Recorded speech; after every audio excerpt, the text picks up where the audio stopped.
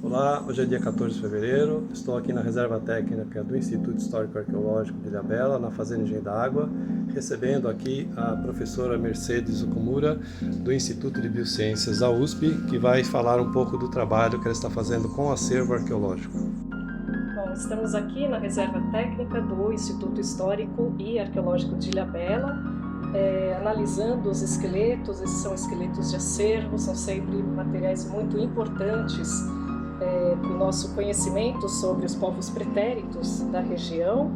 Então esses são remanescentes humanos, lembrando que é importante a gente tratá-los com respeito, né, com princípios éticos, porque são realmente ancestrais e pessoas como nós, que aqui viveram na região. E tem muito material interessante aqui que já consegue nos dar um pouco da ideia, né, do modo de vida desses grupos antigos de Ilhabela.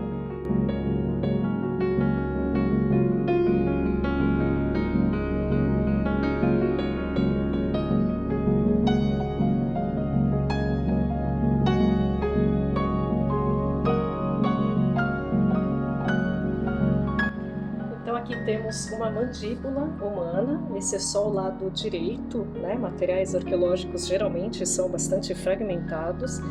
E aqui conseguimos ver então os 3 molares. Este é o indivíduo adulto, quer dizer, o terceiro molar, o chamado dente do siso, já está aqui em posição.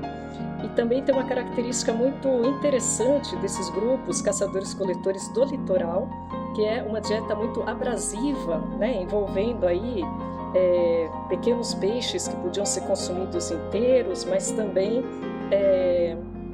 o consumo da areia, né, que acidentalmente pode se misturar aos alimentos. Então aqui vemos, né, toda uma abrasão, um desgaste dental dessa superfície dos dentes, que é bastante característica desses grupos costeiros antigos do sudeste e sul do Brasil.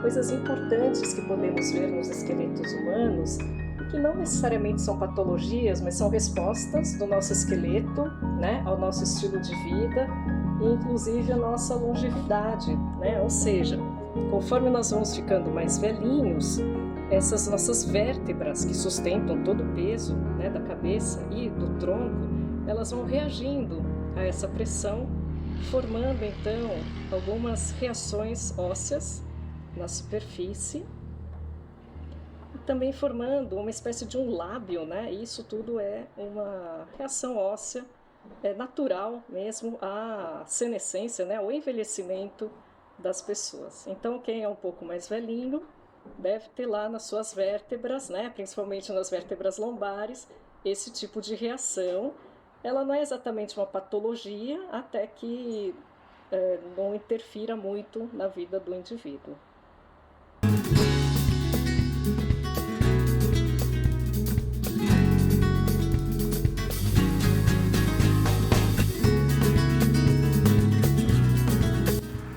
Outros aspectos importantes que podemos ver nos ossos é a presença de queima. Então toda essa parte bem escura que vocês observam nesse fragmento de húmero, que é um osso do braço, esse é um húmero de um juvenil. Essa coloração escura e essa coloração bem esbranquiçada são resultado de queima. Isso se observa em outros ossos também desse mesmo indivíduo. Porém, é difícil saber, né, se isso se trata de um ritual funerário, de realmente uma cremação intencional, ou se simplesmente o indivíduo foi sepultado e, passado algum tempo, alguém, né, do grupo acendeu uma fogueira em cima e acabou acidentalmente queimando esses ossos. Tem outros aspectos importantes que podemos aprender analisando esses remanescentes humanos, que é a questão da demografia, né? Ou seja, quem que era sepultado, né, nesses espaços de cemitério e quem que não era sepultado, e mais importante, qual que era a proporção entre indivíduos não adultos e adultos. Então aqui nós temos um esqueleto de um neonato, né? Ou seja, um bebê realmente muito jovem. Este é um fêmur, que é o osso da perna, então só para vocês terem uma ideia, né? Uma comparação com o fêmur de um indivíduo adulto, vejam a diferença. E é claro, nos indivíduos jovens, as extremidades ósseas elas ainda não estão fusionadas, porque é desse jeito, né, que os nossos ossos longos, de braços e de pernas, desse jeito que eles crescem. Então isso é importante e nos dá uma ideia, né, primeiro, da importância de se estudar também os indivíduos não adultos, né, entender um pouco sobre essa infância dos povos pretéritos do Brasil, mas também nos dá uma ideia sobre mortalidade infantil, que sempre foi muito importante em grupos caçadores-coletores, e também nos dá uma ideia de que esse indivíduo, apesar de ser um neonato, né, ele era importante o suficiente para ser enterrado junto com os indivíduos adultos da mesma comunidade.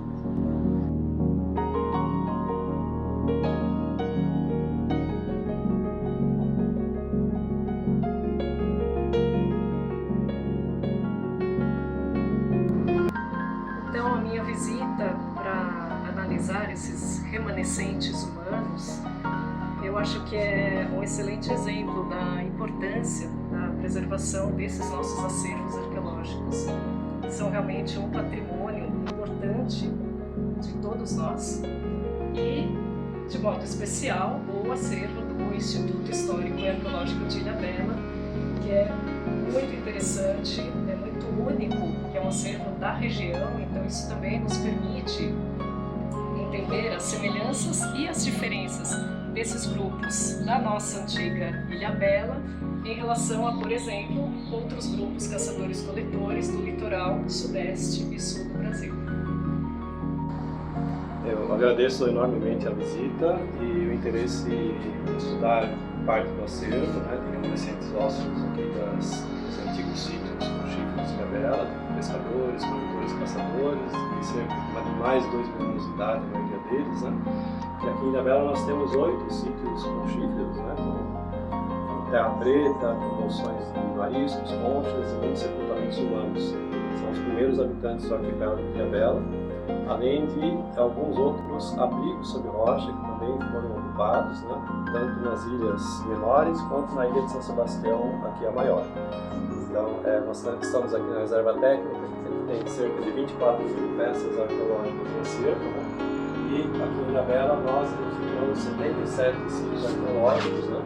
Então, é a maior quantidade de sítios aqui da região. Nós temos sítios, além dos sítios frutíferos, nós temos também a presença de aldeias de Gês, né? Considerando a tradição aquária em Panaré, e muitos sítios históricos, né? Então, é uma forma bastante rica.